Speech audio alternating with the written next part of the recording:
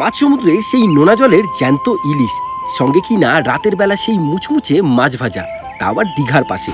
সবই দেখতে হলে সেই প্রথম থেকেই যাওয়া যাক, চলো।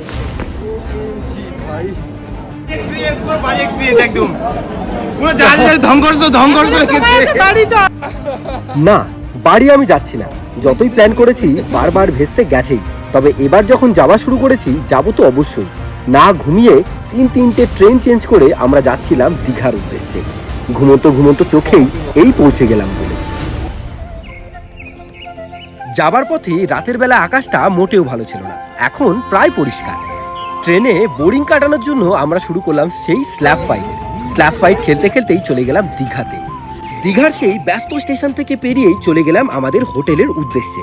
2500 টাকা করে পার নাইট, 2টো এসি আর একটা নন এসি। আর দীঘার সেই সম্পূর্ণ ব্লগ দেখতে হলেই তোমাদেরকে অপেক্ষা করতে হবে পরের ব্লগ।